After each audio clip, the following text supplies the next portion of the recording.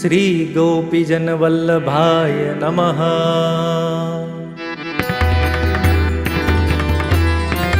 वैष्णवाना हि रक्षार्थं श्रीवल्लभनिरूपितः सुदर्शन महामन्त्रो वैष्णवानां हितावहः।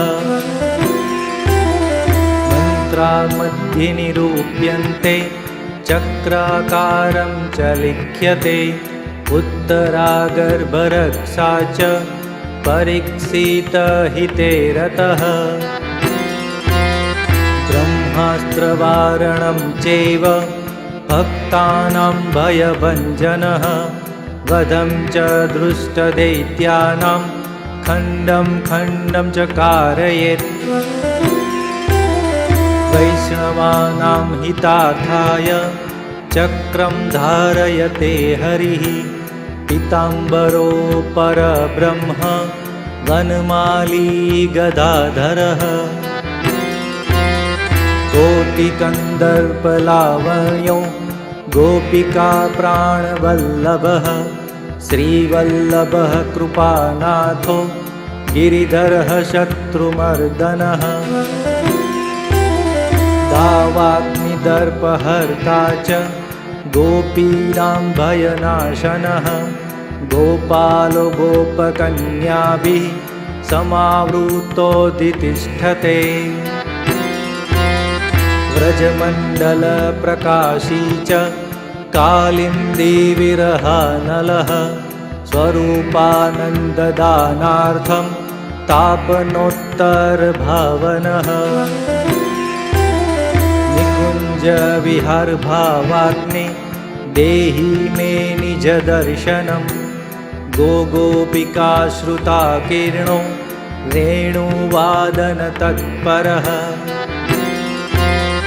कामरूपी कलावांश्च कामिन्या कामदो विभुः मन्मथो मथुरानाथो माधवो मकरध्वजः। श्रीधरः श्रीकरश्चैव श्रीनिवासः सतां गतिः मुक्तिदो भुक्तिदो विष्णुः भूधरो भूतभावनः। सर्वदुःखहरो वीरो दुष्टदानवनाशकः श्रीनृसिंहो महाविष्णुः श्रीनिवासः सतां गतिः। चिदानन्दमयो नित्यः पूर्णं ब्रह्म सनातनः कोटिभानुप्रकाशी च कोटिलीलाप्रकाशवान्। भक्तप्रियः पद्मनेत्रो भक्तानां वाञ्छितप्रदः हृदि कृष्णो मुखे कृष्णो नेत्रे कृष्णश्च कर्णयो। भक्तिप्रियश्च श्रीकृष्ण सर्वं कृष्णमयं जगत् कालं मृत्युं यमं दूतं भूतं प्रेतं च प्रपूयते। ॐ नमो भगवते महाप्रतापाय महाविभूतिपतये वज्रदेह वज्रकाय वज्रतुण्ड वज्रनख वज्रमुख वज्रबाहु वज्रनेत्र वज्रदन्त वज्रकर्कमठ भूमात्मकराय श्रीमकरपिङ्गलाक्ष उग्रप्रलयकालाग्निरौद्रवीर भद्रावतार पूर्ण ब्रह्म परमात्मने ऋषिमुनिवन्द शिवास्त्र ब्रह्मास्त्र वैष्णवास्त्र नारायणास्त्र कालशक्ति कालदंड कालपाश अधोरास्त्र निवारणाय पशुपतास्त्र ब्रूडास्त्र सर्वशक्ति परास्तकराय परविद्या निवारणाय आनिदीप्ताय अथर्ववेद ऋग्वेद सामवेद यजुर्वेद सिद्धकराय निराहाराय वायुवेग मनोवेग श्री बालकृष्ण प्रतिष्ठानंदकर स्थल जलाग्नि ગમે મતોદ્ભેદી ભેદી સર્વશત્રુ છેદી છેદી મમ વૈરિન ખાદ્યોત્ખાદ્યમ સંજીવન પર્વતોચ્ચાટ્ય ચાટ્ય ડાકિની શાકિની વિધ્વંસકરાય મહાપ્રતાપાય નિજ લીલા પ્રદર્શકાય નિષ્કલંક કૃતનંદ કુમાર બટુક બ્રહ્મચારી નિકુંજસ્ત ભક્ત સ્નેહકરાય દુષ્ટજનસ્તબનાય સર્વ પાપગ્રહ કુમાર્ગ ગ્રહાન છેદ્ય છેદ્ય બિંદી બિંદી ખાદ્ય કંટકાન તાડ્ય તાડ્ય મારય મારય શોષય શોષય જ્વાલય જ્વાલય સંહારય સંહારય નાશય નાશય અતિશોષય શોષય મમ સર્વત્ર રક્ષ રક્ષ મહાપુરુષાય સર્વદુઃખ વિનાશનાય ગ્રહમંડલ ભૂતમંડલ પ્રેતમંડલ પિશાચ મંડલ ઉચ્ચાટન ઉચ્ચાટનાય અંતર્ભવાદિક જ્વર માહેશ્વર જ્વર વૈષ્ણજ્વર બ્રહ્મજ્વર વિષમજ્વર શીતજ્વર વાતજ્વર કફજ્વર એકાહિક દ્વાહિક ત્રાહિક ચાતુર્થિક અર્ધમાસિક માસિક ષાણમાસિક સંવત્સરાદિકર ભ્રમિ ભ્રમિ છેદ્ય છેદ્ય બિંદી બિંદી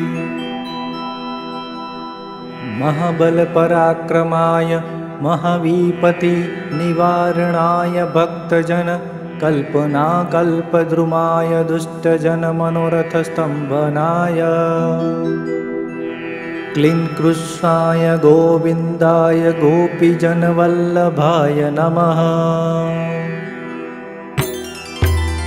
પિશાચાન રાક્ષસાન ચૈવ હૃદિરોગાશ્વદારુણાન ભૂચરાન ખેચરાન સર્વ ડાકિની શાકિની તથા નાટકમ ચેટકમ ચૈવ છલછિદ્રમ ન દૃશ્યતે અકાલે મરણમ તસ્ય શોકદોષો ન લભ્યતે